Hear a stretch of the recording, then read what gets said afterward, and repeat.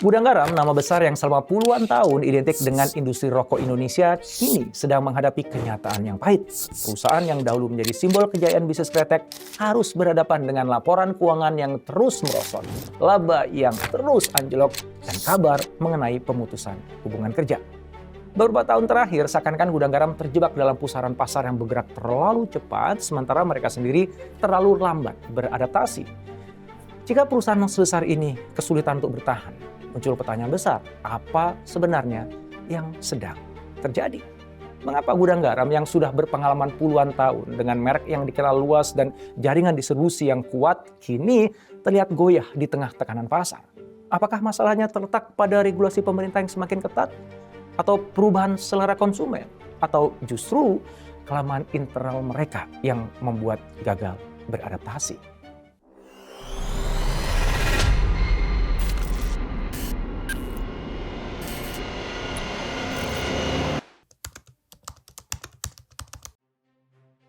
Ternyata penurunan performa Gudang Garam bukan hanya soal persaingan bisnis biasa, melainkan kombinasi dari faktor eksternal dan internal yang saling menguatkan. Di sisi eksternal, pemerintah Indonesia secara konsisten menaikkan cukai rokok sejak 2020. Dalam 5 tahun terakhir, rata-rata kenaikan mencapai 67,5%. Dampaknya jelas terasa, harga rokok melonjak tajam sementara daya beli masyarakat stagnan atau bahkan menurun. Di tengah kondisi itu, peredaran rokok ilegal yang jauh lebih murah justru merajalela, membuat posisi Gudang Garam semakin terjepit. Selain faktor harga, perubahan gaya hidup masyarakat juga berperan besar. Kesadaran akan kesehatan kini jauh lebih tinggi dibandingkan 1 atau 2 dekade lalu. Rokok yang dulu menjadi simbol pergaulan, gaya hidup keren, bahkan sempat dilekatkan pada maskulinitas, kini berubah konotasinya. Masyarakat semakin melihat rokok sebagai ancaman kesehatan, penyebab penyakit kronis, bahkan simbol kematian yang bisa dihindari. Kampanye anti rokok yang gencar, larangan merokok di ruang publik, dan informasi kesehatan yang lebih mudah diakses membuat rokok kini kian sulit diterima. Generasi muda lebih memilih gaya hidup sehat, olahraga, atau menggugah konten positif ketimbang menghisap kretek di tongkrongan. Konteks sosial berubah dan Gudang Garam masih berpegang pada citra lama yang semakin ditinggalkan. Inilah tantangan yang lebih serius dibandingkan cukai atau daya beli. Tren kesehatan yang terus menguat dan tidak bisa dilawan. Ironisnya, meski menyadari risiko tersebut, Gudang Garam masih sangat bergantung pada bisnis rokok. Diversifikasi memang sudah dicoba, tapi hasilnya belum signifikan. Mereka membangun Bandara Doho di Kediri dan terlibat dalam proyek jalan tol Kediri-Tulungagung. Investasinya besar, tapi kontribusi terhadap pendapatan perusahaan masih sangat kecil. Mereka juga mencoba masuk ke rokok elektrik, namun belum mampu bersaing dengan pemain global yang lebih dulu menguasai pasar. Akibatnya, pasar Gudang Garam terus merosot. Pada 2024, market share mereka anjlok menjadi hanya 17,4%. Pada semester pertama 2025, laba mereka turun hingga 87% dibandingkan tahun sebelumnya. Angka ini bukan sekedar statistik. Ini adalah pukulan keras yang memaksa manajemen mengambil langkah efisiensi, termasuk merumahkan karyawan. Video viral di media sosial bahkan memperlihatkan suasana haru ketika ratusan pekerja Gudang Garam dilepas. Meski manajemen menegaskan bahwa itu bukan PHK massal, melainkan pelepasan kontrak secara normal dan sukarela, peristiwa itu tetap menjadi simbol bahwa raksasa ini sedang melewati masa yang sangat sulit. Mengapa Gudang Garam gagal beradaptasi? Jawabannya terletak pada fenomena yang disebut strategic inertia. Ini adalah kondisi ketika perusahaan terlalu nyaman dengan strategi lama yang dulu membawa kesuksesan, tapi kini tidak lagi relevan. Sinyal perubahan sebenarnya sudah lama kelihatan. Rokok elektrik mulai masuk, rokok ilegal makin banyak beredar, dan selera generasi muda berubah drastis. Sayangnya, Gudang Garam tetap mempertahankan fokus besar pada kretek tradisional. Diversifikasi bisnis yang mereka lakukan pun dinilai kurang tepat sasaran. Bandara dan jalan tol memang bisa memberikan keuntungan jangka panjang, tapi butuh waktu puluhan tahun untuk benar-benar mengembalikan modal, apalagi memberikan kontribusi yang signifikan. Di sisi lain, pasar rokok yang terus menurun justru membutuhkan respon cepat dan inovasi jangka pendek. Selain itu, Gudang Garam terlihat gagal menyusun strategi yang tanggap terhadap perubahan eksternal. Alih-alih memperkuat inovasi produk atau mencari peluang baru di sektor dengan pertumbuhan tinggi, mereka memilih bertahan dengan pola lama. Padahal pesaing yang lebih lincah justru mulai masuk ke ceruk-ceruk baru. Inilah yang membuat posisi Gudang Garam semakin melemah. Tekanan eksternal emang berat, tapi kegagalan internal untuk beradaptasi membuat situasinya jadi semakin sulit. Jika kita membandingkan dengan pesaing utama, terlihat perbedaan strategi yang mencolok. Jarum misalnya, sejak lama sudah melakukan diversifikasi yang jauh lebih luas dan relevan. Mereka tidak hanya bertahan di bisnis rokok, tapi merambah ke perbankan dengan mengakuisisi Bank Sentral Asia pada 1998. Kini BCA adalah bank swasta terbesar di Indonesia dengan laba triliunan rupiah setiap tahunnya, menjadi mesin utama yang menopang grup Jarum.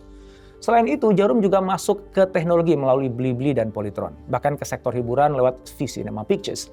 Mereka terus memperluas portfolio dengan investasi besar, termasuk membeli saham Rumah Sakit Hermina dan perusahaan makanan. Diversifikasi lintas sektor ini membuat Jarum memiliki ekosistem bisnis yang kokoh, sehingga tekanan di sektor rokok tidak terlalu mengancam keseluruhan grup. Berbeda dengan Jarum yang gesit dan berani keluar dari zona nyaman, Gudang Garam masih terpaku pada rokok. Upaya diversifikasinya sempit dan berjalan lambat. Inilah masalah terbesar mereka. Di era ketika industri tembakau makin tertekan oleh regulasi, kesehatan, dan citra sosial, ketergantungan semacam itu adalah sebuah beban yang besar.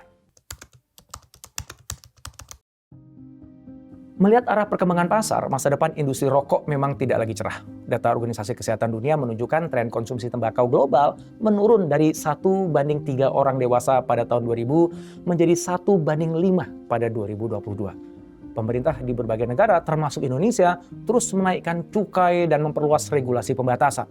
Sementara itu, rokok ilegal yang lebih murah semakin marak, membuat pasar semakin sulit untuk diprediksi. Nah, dalam kondisi seperti ini, jelas bahwa bertahan hanya dengan produk rokok adalah strategi yang ketinggalan zaman. Gudang Garam perlu segera membongkar ketergantungannya pada tembakau dan mencari arah baru.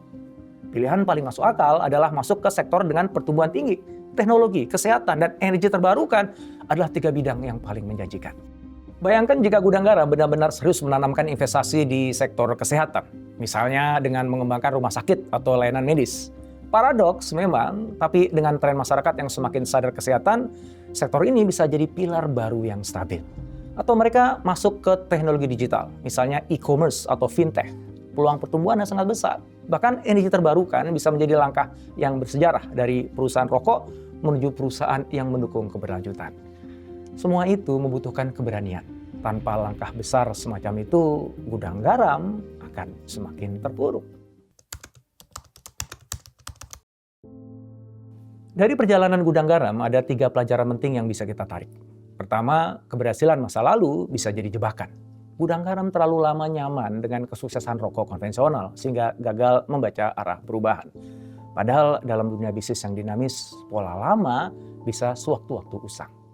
Pelajaran yang kedua adalah ketidakpastian bukan musuh, melainkan ladang peluang. Jarum membuktikan hal itu dengan berani melangkah ke sektor baru. Sementara Gudang Garam memilih bertahan di zona aman. Jarum justru menjelajahi sektor keuangan, teknologi, dan hiburan.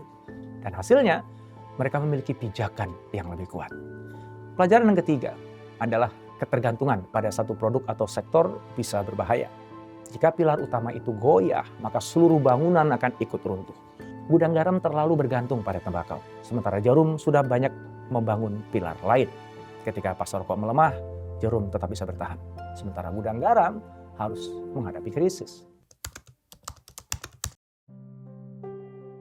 Kisah Gudang Garam bukan hanya tentang industri rokok, tapi juga tentang bagaimana kita menghadapi perubahan. Dalam bisnis maupun kehidupan pribadi, kita tidak boleh terlalu nyaman dengan keberhasilan lama. Dunia terus bergerak, dan kita harus berani menyesuaikan langkah. Berani membongkar pola lama bukan berarti mengkhianati sejarah, tapi justru menghormatinya dengan memastikan masa depan tetap terjaga. Kita juga perlu belajar untuk melihat ketidakpastian sebagai peluang. Risiko memang selalu ada, tetapi dalam setiap perubahan ada celah yang bisa dimanfaatkan. Entah itu dalam karir, usaha kecil, atau bahkan kebiasaan kita sehari-hari. Keluar dari zona nyaman seringkali menjadi kunci untuk menemukan peluang baru. Dan yang paling penting, kita harus sadar bahwa ketergantungan pada satu hal saja bisa berbahaya. Diversifikasi bukan hanya istilah bisnis, tapi juga filosofi hidup. Dengan banyak pilar penopang, kita lebih tahan terhadap guncangan. Sebaliknya, jika kita hanya bertumbuh pada satu hal, maka ketika itu runtuh, kita akan ikut jatuh. Pada akhirnya, kisah Gudang Garam mengingatkan kita bahwa tidak ada kejayaan yang abadi. Pasar selalu berubah, regulasi semakin ketat, dan selera konsumen terus bergeser. Keberhasilan masa lalu memang patut dihargai, tapi tidak bisa dijadikan jaminan untuk masa depan. Gudang Garam kini berada di persimpangan. Mereka bisa memilih bertahan dengan cara lama dan semakin tergerus, atau berani melompat ke arah baru dan menemukan pijakan yang lebih relevan. Apapun pilihannya, pelajaran bagi kita jelas. Berani berubah sebelum keadaan memaksa. Itulah kunci untuk bisa terus. menang.